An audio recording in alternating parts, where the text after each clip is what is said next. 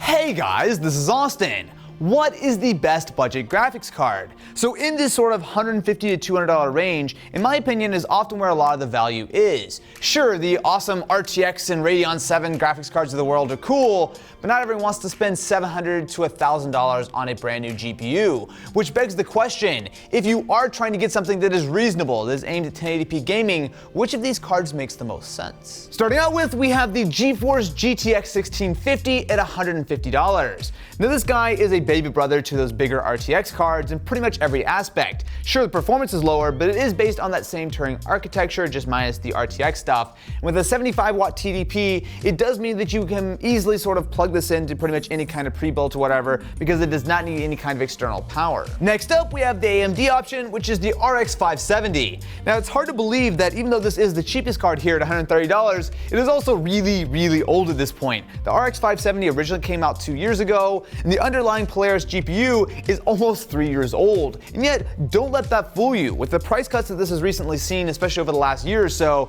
it actually should be fairly competitive still. Spend a little bit more and you can pick up the Radeon RX 580. Now again, it is an older GPU, although the Strix card does have a lot of advantages, including not only does it have a full 8 gigs of RAM, more than any of these other cards, and has a much beefier heatsink. Last but certainly not least, we have the GTX 1660. Now at $220, Nvidia has positioned this as the ultimate 1080p card. And with 6 gigs of RAM, it does at least on paper seem to be more powerful than anything here, but my real question is, with a budget between $140 and $220, what is the best bang for your buck? So to test, we have a fairly high-end system. So this is the streaming PC that we built a little over a year ago, and inside it does have a stock speed but still very powerful Ryzen 7 2700X paired with 16 gigs of memory, fast SSD, all that kind of stuff. But the really important thing here is the graphics card, and we're going to start out with the 1650.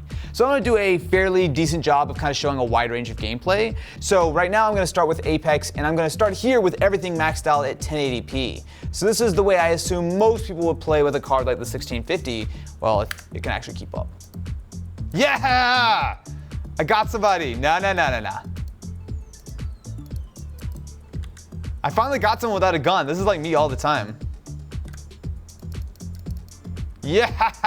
So the 1650 actually gives pretty solid performance. I mean, we're not locked at 60 here, but we're in the low 50s to mid 50s. I'd say it's, wow, I'm dead. Huh?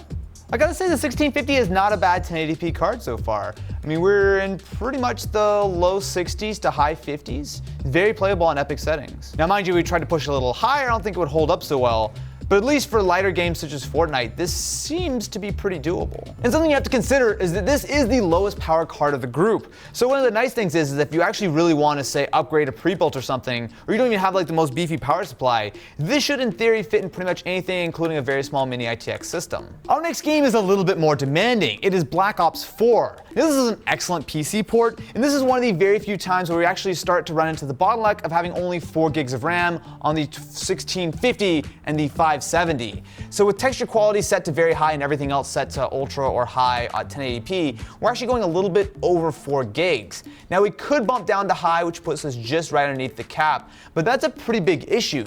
4 gigs of RAM is generally speaking enough for these cards, but as time goes on, something like 6 or 8 gigs of RAM like the other more expensive cards have could very well be a major advantage. For now though, we're going to go with very high settings and see how much that bottlenecks the 1650. So things do seem to work here, but the issue is that we do see a little bit of a frame rate drop sometimes. So generally speaking, we're in the 40s to 50s, but every once in a while it does start to dip into the high 30s. And you can see if you look at the VRAM, we're in the 4+ gigabyte range, which means it's definitely pushing this card pretty hard. Okay, yeah, we're up here in the chopper. Look at that 34, 35. I mean, sure, we could definitely get a smooth 60 if we turn some settings down, but that's not the point. I mean, all of these cards should in theory be capable of 1080p on pretty much max, and some of these cards might even be able to go up beyond that.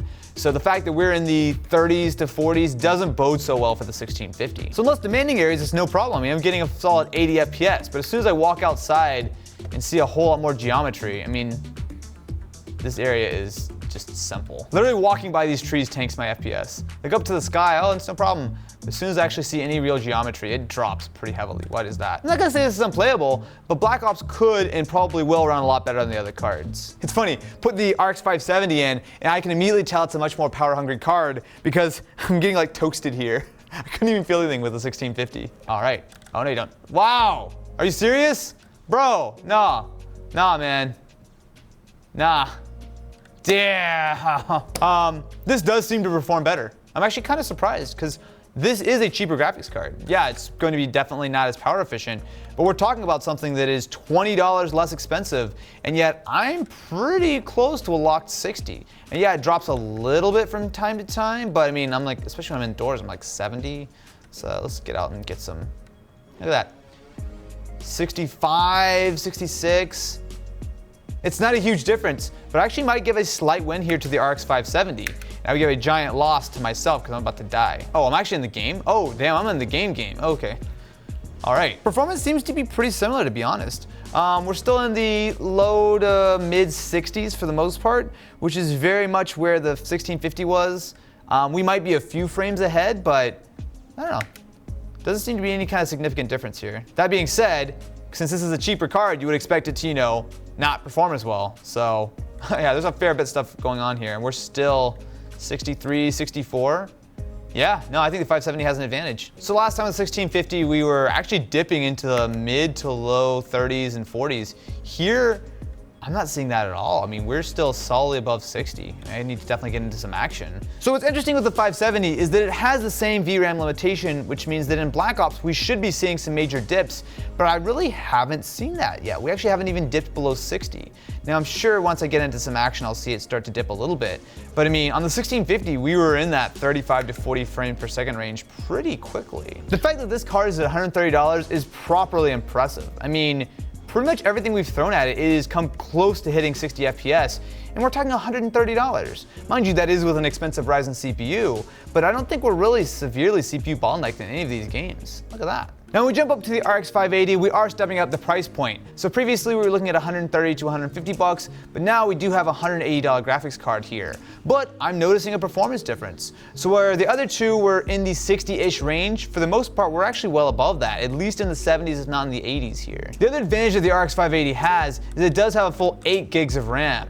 Now I do believe there are still some SKUs of the 580 with 4 gigs, and those are probably fine, but considering that's not a huge price penalty to go up, it probably makes sense. Honestly, even with max settings, this is slight overkill. I mean, we're not even like, the bottom end is still, I haven't gone below 60 yet. Fortnite seems to be a decent game for the 580, so I am seeing our frame rates being a little bit higher, probably closer to that 75 to 80 range. Not a massive difference between the 570 though. I mean, yeah, it's a few extra frames, but not enough to make any significant difference. So the more interesting things about this 580 is that even though it's not the most expensive card here, it does have the most memory with a full 8 gigs. Now, most games aren't really taking a huge advantage of it, but here on Black Ops, this is actually a game that will pretty much eat up as much VRAM as you can sort of give it. So right now we're at 6.3, 6.4, but essentially it will continue to max out until you're literally full, and then it'll start cycling things through. So it'll always be able to use more and more RAM if you actually have it, which is an advantage for the 580. And performance-wise, this is much better.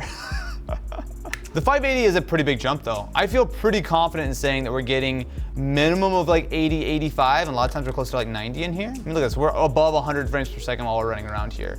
Like 1080p is not even remotely a challenge. So over to the 1660, Apex is immediately running really well. So first glance, 90 to 100 FPS or so. Now I guess to be fair, if you're playing on a 60 hertz display, you probably wouldn't notice a massive difference. But if you're playing at those higher resolutions, or especially if you can take advantage of the higher frame rate, I mean, this 1660 is no joke. You should be no surprise that Fortnite is no problem for the 1660. We're generally in the 80 to 90 frame per second range, which especially on epic settings is pretty solid. I mean, this is totally smooth, no issues. This card really does feel like you could probably aim for 1440p in a lot of games. Yeah, we're pretty solidly in the 100 plus FPS range right now. So it's actually kind of impressive that we have a $220 graphics card, which does deliver like more than 1080p performance, right? I mean, if you're playing on a normal 1080p monitor, which I assume is most people at this point, you really won't get much more beyond going with something like a 1660, which is really nice. So when we get into some benchmarks to really put these 4 graphics cards side by side, there's a pretty clear list of winners. So the 1660 by far takes the lead. That 580 and the 570 aren't massively behind. And interestingly, the 1650 is even behind that 570, which does make sense, right? I mean, it was not as powerful in any of the games, and the benchmark absolutely holds that out. Right now, you should not buy the 1650. I mean, yeah, it's a low power card, it's nice and small, but beyond that, for $150, the performance just doesn't match up. In fact, one of my favorite cards of this entire group is actually the Radeon 570. Yeah, the cheapest card here, the one that's the oldest, is actually still completely playable here in 2019. For $130, you cannot beat this. At least not right now until there's like a 1650 price cut. If you want to take a step up from the 570, I do think the next logical step is the 1660. Sure, it is more expensive, but you're getting a good jump in performance. But regardless, I think these are really the cards that you should consider. The 580 is okay, and the 1650 is, well, don't buy it. I really do feel like the 570 though is probably the sweet spot for gaming right now. This is a lot of power for 130 bucks.